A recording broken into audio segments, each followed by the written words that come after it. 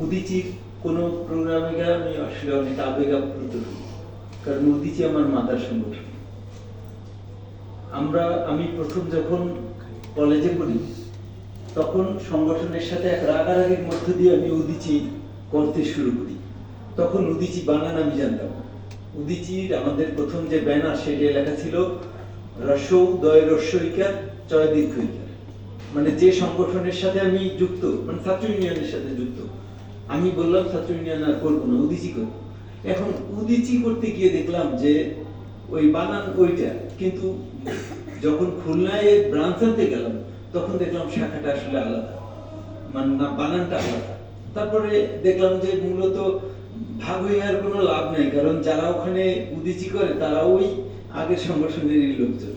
যাই হোক, সে অনেক ঘটনা। তো উদীচী আমি ঢাকাতেও একদম মাঠ পর্যায়ের কর্মী ছিলাম। যখন আমাকে বলতে ডাকা হয় তখন আমার এই সম্মান রাখার জায়গা থাকে না, কারণ আমি উদীচীর যখন এই হাবিব ভাই আমার মানে সরাসরি ওস্তাদ, হাবিব ভাইয়ের হাত ধরে আমরা এখানে উদীচী করছি।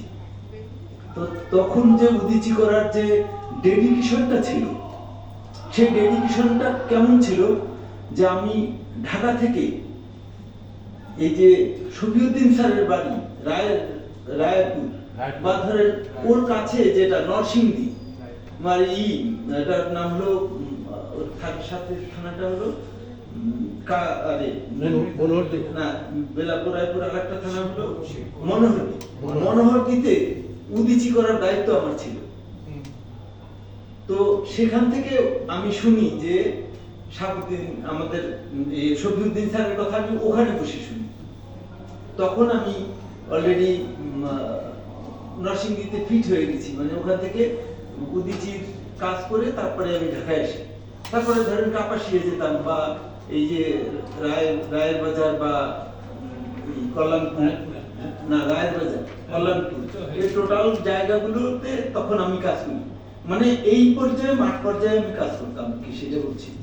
যে তারপরে উদীচীর যে স্যারের সাথে যে পরিচয়, মানে শফিউদ্দিন আহমেদের সাথে যে পরিচয়, সেটা আমরা প্রথমেই জানতাম। আমি ভাষা বিজ্ঞানের ছাত্র ছিলাম, কিন্তু উনি সাহিত্যের শিক্ষক ছিলেন তখন। তো উনি সাহিত্যের শিক্ষক হলেও ওনার সাথে আমার পরিচয় একটা জায়গায় বসে, সেটা হলো বিডি নিউজের দিন। বিডি নিউজে তখন আমার একটা লেখা ছাপছে এর সোমেনচন্দ্রের উপরে। সোমেনচন্দ্রের ওই লেখাটার নাম ছিল এর ছেঁড়া কাঁথায় পট্টি দেওয়া মানুষের গল্প, মানে সোমেনচন্দ্র সেই গল্পটা আমার শিরোনাম দেওয়া ছিল। তো স্যার আমাকে জিজ্ঞেস করলেন যে এই এদিকে আসো, এটা কি তুমি লিখছো? আমি বললাম যে হ্যাঁ। তো বললো কি যে তুমি তথ্যসূত্র কোত্থেকে পাইছো? তথ্যসূত্র নাই তো। তা আমি বললাম কি যে স্যার আমি ফুটপাথ থেকে একটা বই পেয়েছিলাম, ওর ছিল না, মানে কে লিখছে টিকছে করবে সময়কার, ওটা লেখা ছিল না। তখন স্যার হাসতে হাসতে বললো কি তুমি কালকে আমার বাসায় এসো, ওই গাজী ভবনের ওখানে। তো আমি স্যারের বাসায় গেলাম, মানে এটা 2016 পরে, 2016 পরে, মানে স্যার তখন উদীচীতে গেল। আমি স্যারের বাসায় নিয়ে গেলাম। গেলে স্যারের একটা বিশাল অভ্যাস ছিল, গেলে পরেই বলতো, মানে একটা মনে হয় আতঙ্কগ্রস্ত একটা লোক ঢুকছে, এই দেখছো অমুক আসছে, শিগগিরই এটা ওঠানো, মানে খাওয়ার জিনিসপত্র কি কি আছে সব নিয়ে এসো।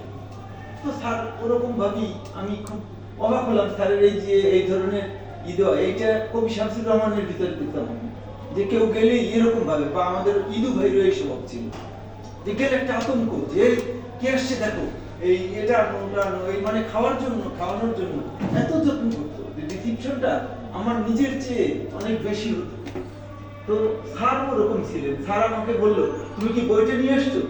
তা আমি বললাম হ্যাঁ স্যার বইটা নিয়ে এসছি। তা আমার তো নীল ক্ষেত থেকে কেনা বইটা, বইটা দেখে মূলত আমার কাছে এই লেখাটা চাইছিল আমেরিকার একটা ওয়েব জিন, ওটার নাম গল্পপট.com। তো ওরা আমার কাছে চাইছিল সোমেনচন্দ্রের উপর একটা লেখা, গল্পের উপর। ঠিক আমি ওই লেখাটাই ওখানে নিয়ে গেলে পর স্যারের সাথে আমার ওখানে কথা হয়। তো ওই বইটা নিয়ে স্যার আমাকে যাইতে বললো তার বাসায়। তা আমি বুঝলাম না কেন বললো। তো আমি স্যারকে নিয়ে গেলাম। নিয়ে গেলে পর স্যার আমাকে বললো তোমার বইটা আমাকে দাও, আর আমার বইটা তুমি নাও। মানে স্যারের ওই বইটার নাম হলো মার্কবাদী বিপ্লবী ও সাহিত্যিক সোমেনচন্দ্র। মানে আমাকে স্যার নতুন বইটা দিল, আর যে বইটা আমি ফুটপাত থেকে কিনছি ওটা স্যারের লেখা, কিন্তু স্যারের এইটা হলো বক্তব্যটা ছিল যে তুমি তো কোনো তথ্যসূত্র দাও না। আর তথ্যসূত্র আমি কোথেকে দেবো, আমি তো বইতে পাইনি ওটা। তখন স্যার আমাকে একটা নতুন বই দিয়া বললো তোমার বইটা আমাকে দিয়ে দাও, তুমি যে এটা ফুটপাত থেকে কিনছো এই জন্য আমার ভালো লাগতেছে, কিন্তু এই বইটা আমার লেখা। তো আমি পুরো